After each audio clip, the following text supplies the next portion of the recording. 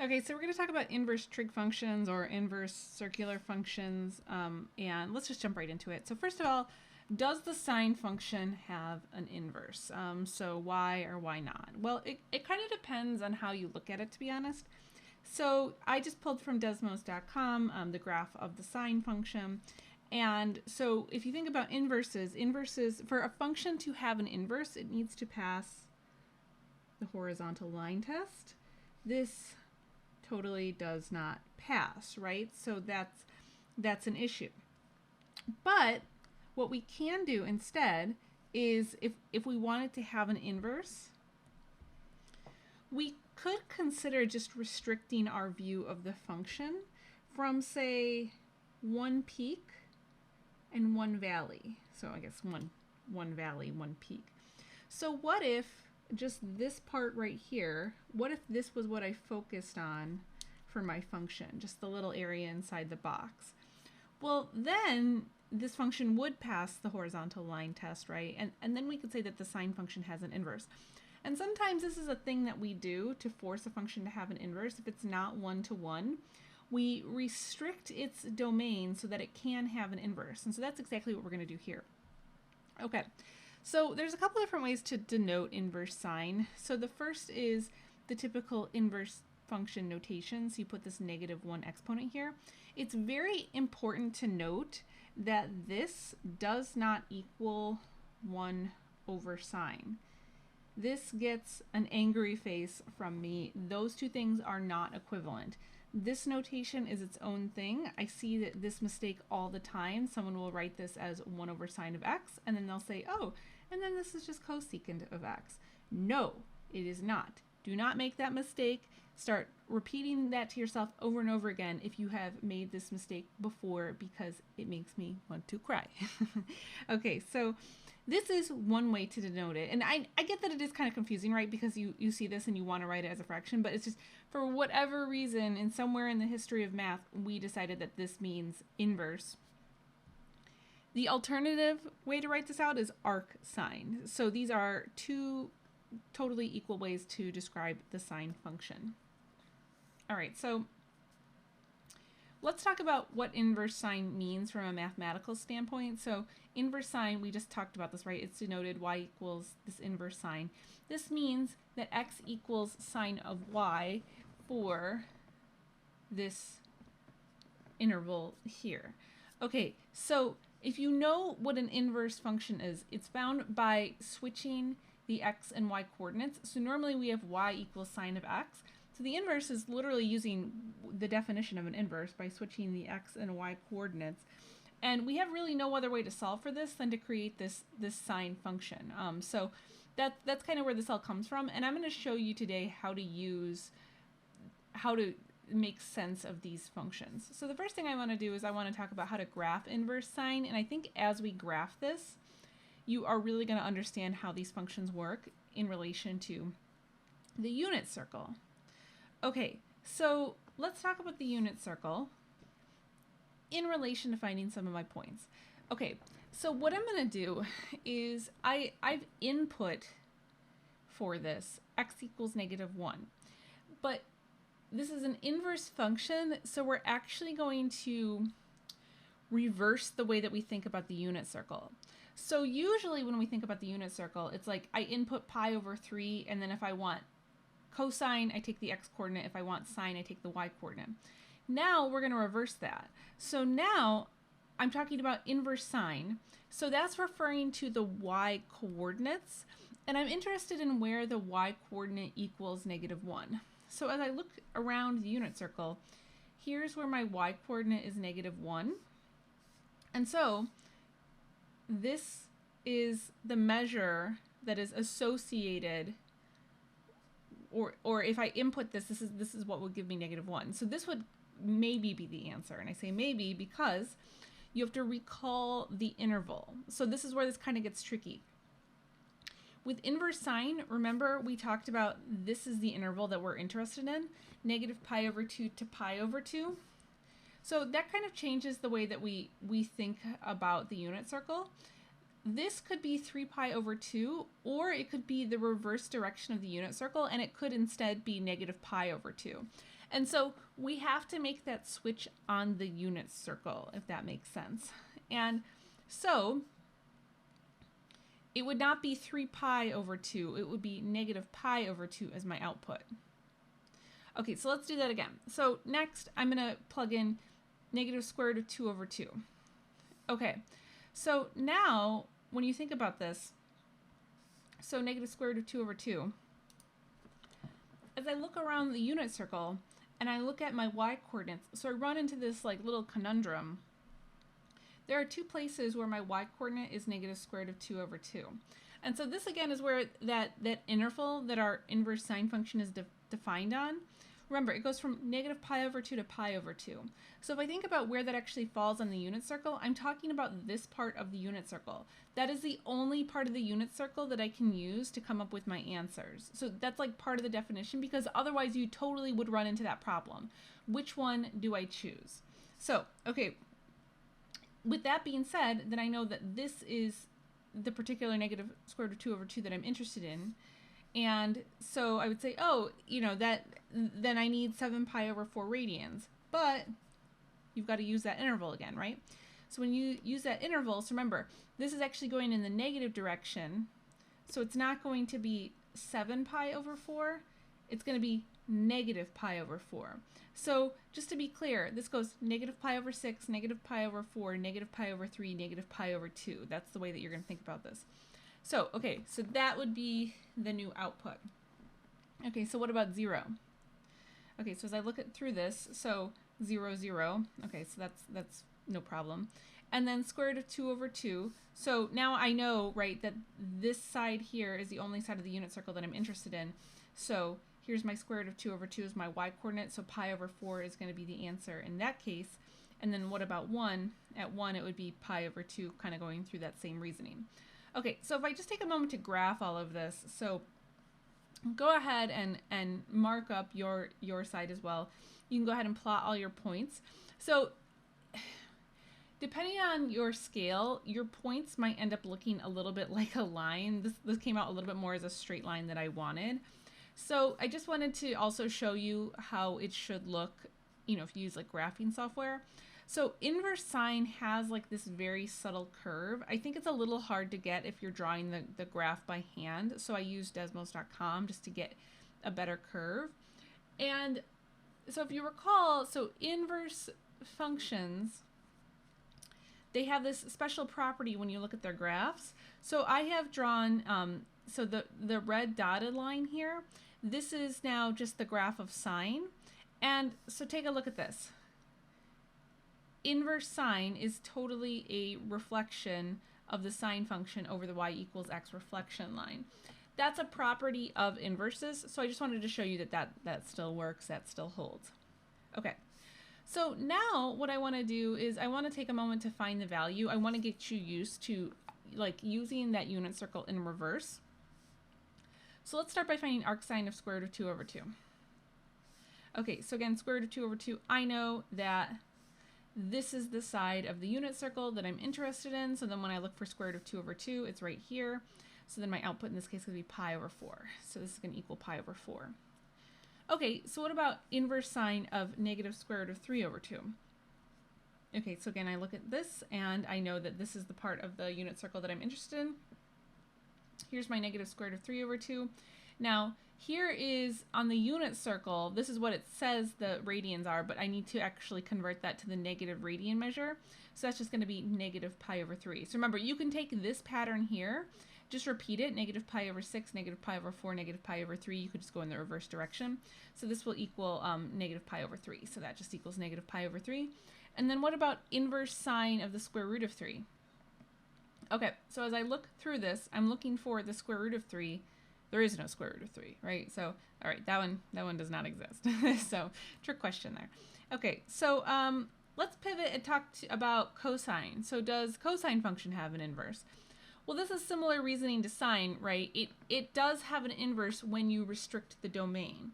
So, you know, cosine has the same kind of wavy graph, so it's the same idea.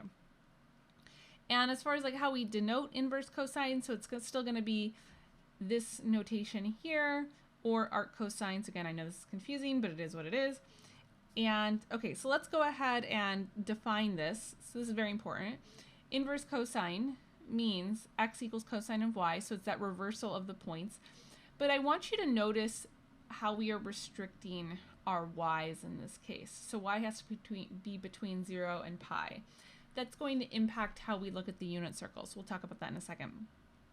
Okay, so I'm going to graph inverse cosine, and I'm going to start with x equals -1, plugging that in. And we kind of do that same reversal thing with our unit circle. But in this case, what we want to do is we want to remember that we were restricted to y's between 0 and pi. So I'm restricted to this part of the unit circle here, okay? So then we're talking about cosine.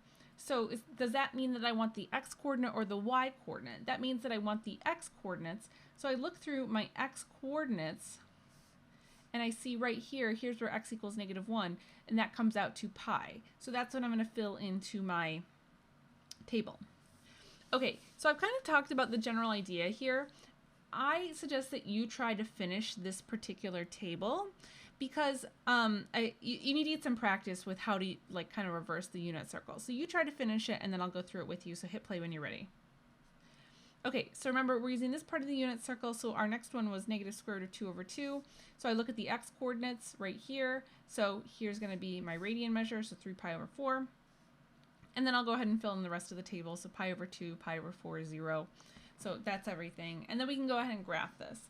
So I'll go ahead and I'll plot my points and I'll graph everything. So again, you should graph this on your own. You're going to run into that same challenge of it's hard to make it look a little curved. So I wanted to just show you what it looks like using graphing software where you can see that curve much better than what I could just draw by hand. I always have trouble drawing subtle curves like that. Okay, cool. So now I want you to find the value of these two inverse trig functions. You should try this on your own and then hit play when you're ready. Remember, math is not a spectator sport. If you're really trying to understand this, you'll get more out of this if you pause the video. Okay, so arccosine of 1. So I look through my graph, I find 1 right here, that equals 0, so this whole thing equals 0. And then inverse cosine of 1/2. So again, if I look through my unit circle, here's where my 1/2 is, so that's π/3, so bada bing, bada boom. Now, tangent also has an inverse, so of course we know tangent is sine over cosine, so I don't think I have to do too much to convince you of this. So the ways to denote inverse tangent are very similar notation from before, and more importantly, the way that we define inverse tangent, it still means x equals tangent of y, but here is how we're going to kind of restrict our choice of y's going forward. Okay, so now we're going to graph again. Graphing inverse tangent, this is definitely a little bit tougher. Okay, so I'm going to plug in x equals -1, but I have to actually be a little careful with how I think about this. So first of all, remember, I'm restricted to this part of the unit circle. And inverse tangent is really found by taking inverse sine over inverse cosine, right? So what you're thinking about then is looking at the coordinates and dividing. So how could you divide these coordinates to ultimately get -1? And you probably know this. So if I divide these two coordinates here, these are basically the same thing, right? One is positive, one is negative. So dividing the coordinate by itself, that will give me -1. That's the way that you have to think about this. Now, this would be the radian measure. However, remember the interval. The interval goes from -π/2 to π/2. So we can't call it 7π/4. We have to call it -π/4. And so that would be my input here. Okay, so I want to do this again with you. What about -√3/3? All right, so I think that this gets kind of tricky. So I really want to get into the details of this with you so that you can really wrap your head around this. So you want to think about the coordinates here. So again, if I'm starting with the unit circle, there are two coordinates that have the square root of 3 in them and are also negative, because remember, this is -√3/3. So when I think about this, it's going to be one of these two coordinate pairs that are going to get me that -√3/3. So let me write those two coordinate pairs down, and I just want to walk you through the math. So we're doing sine divided by cosine. So that's going to be the y coordinate divided by the x coordinate in both cases. So let me do that simultaneously. And again, just remember, it's these inverses. Okay, so I take the y coordinate divided by the x coordinate. So I've done that in both cases. So if I do that, so that's going to be, remember, you're going to multiply really by the reciprocal here. And here are the two answers that I get. And this answer here would need to be rationalized. So this would ultimately equal negative square root of 3 over 3. So this coordinate right here, this is the coordinate pair that I'm interested in. So tangent, sometimes like when you're getting used to it, you might actually have to sit down and scribble out the math to figure out which coordinate pair that you want. It's fine. I mean, if you have to do that, you will get like a little bit more finesse for this, but don't be afraid to get your hands dirty with some of the details. Okay, so anyways, so this is the coordinate pair that I want. So this is 11 pi over 6. However, I write that as negative pi over 6, right? Because I have to adjust for that interval. And so all that is to say, so here's my here's my output. Okay, so I suggest that you finish. I think I gave you some pretty good hints on how to finish this, so you can finish this table on your own. Hit play when you think you've filled it in. So here's the rest of my table, and then we'll just really quickly graph this so I can set up my axes, and then I can go ahead and plot my points. And so once again, and the other thing that I want to mention, so we're going to have asymptotes at pi over 2 and negative pi over 2. So these are going to be horizontal asymptotes. If you remember the graph of tangent, tangent had vertical asymptotes at negative pi over 2 and pi over 2. So now, since we're looking at the inverse, it goes from being vertical asymptotes to horizontal asymptotes. So that's like a little property of asymptotes. Okay, so anyway, so now I'm going to go ahead and connect these points to get this graph here. This one's a little bit easier for me to show a curve with, but I went to desmos.com just to show you the nice graphing software look of the curve. So that's how your curve is going to your curve is going to look. Okay, and so that covers kind of some of our main inverse functions. Let's not forget the reciprocal functions. So I'll go ahead and just define those for you here. So we've got inverse cotangent, and you know, you should be pretty used to what these mean, but the big thing that you need to know, right, are how do we restrict y? So we've got inverse cotangent is going to be between 0 and pi. Inverse secant is restricted between 0 and pi inclusive. Y cannot equal pi over 2. And inverse cosecant is restricted from between negative pi over 2 and pi over 2. Y cannot equal 0. So, you know, if you're trying to learn this, I highly recommend you pause here and just write all of this down. And then very quickly, I want to just go through the graphs with you. I'm not going to go through all the details in this, but just to kind of touch on them. So for inverse cotangent, so you might remember cotangent had vertical asymptotes at 0 and pi. So now the inverse will have horizontal asymptotes at 0 and pi. Looks kind of similar to tangent, right? That makes sense. Now inverse secant and inverse cosecant, these graphs are a little wild. So because you run into that 0 in the denominator issue, you end up with this really wacky asymptote going right through the middle of the graph. So the graphs, so it goes from negative infinity all the way up to this point here, has this big gap, and then starts at 1 and continues on. So that's kind of surprising. And then inverse cosecant has kind of a similar ordeal, and it has an asymptote here at 0. So we'll play around with how to interpret that in a moment. So the thing that's really important to remember, it's important to remember the intervals of the inverse trig functions so that you can properly evaluate them. So what I want to do is I want to summarize all of the information about the inverse trig functions here. So I highly recommend that you write this table down. And really, like, the big thing that you need to know are these intervals. This is what's really important when you are evaluating these trig functions. Okay, so just to give us a little experience with the other trig functions. So let's say that I want to find arccotangent of square root of 3 over 3. Okay, so the way that you want to think about this is you need to think about what is that interval that arccotangent is restricted on. So it's between 0 and pi. So these are the values that I'm interested in. And I'm looking at positive square root of 3 over 3. So I need to look at where I might get square root of 3. So it would be this pair or this pair, right? One of these two pairs. So if you're not sure which one to choose, just do the math so you can take both pairs. Now we're talking about cotangent here. So cotangent is cosine divided by sine. So I take the x coordinate divided by the y coordinate in this case. So I can go ahead and set up the math there to get that this one will come out to 1 over square root of 3, and this will come out to square root of 3 over 1. And so then you can see, right, this will rationalize to square root of 3 over 3. So this is the pair that I want. So this is the pair that I need. So here is the value that I need. So the problem was asking for degree measure. So that's going to be my answer in this case. Now what about inverse cosecant? All right, I highly recommend that you try this one on your own and then hit play when you're ready. Give it a try, and then if you're stuck, this will mean a lot more to you.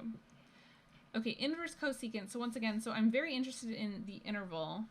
So when I think about how to implement this interval on my unit circle, here's the interval, everything except not 0. So I just kind of marked that for myself. So I'm interested in the negative square root of 2. So cosecant has to do with the reciprocal of the y coordinate. So when I think about this, this is going to be the y coordinate that has a square root of 2 and is negative in it. So let's just do the math to see if this works out. So the reciprocal of this would be negative 2 over the square root of 2. So if I take that and then I rationalize, so I multiply the top and bottom by the square root of 2, I will get this, and this just simplifies to negative square root of 2. Okay, cool. So I found the right coordinate. So normally I would take 315 degrees, but remember, with the way that our domain is restricted, I actually need to take the negative degree measure. So it's literally that same middle degree measure, just the negative of it. So this will be negative 45 degrees. So just to be clear, this is negative 30, negative 45, negative 60, negative 90, okay? All right, so this will equal negative 45 degrees. Okay, and so there is your crash course to working with these inverse functions. Like I said, the big thing to know really are those intervals. So I'm gonna leave it there, and thanks for watching, guys. I'll catch you in the next video.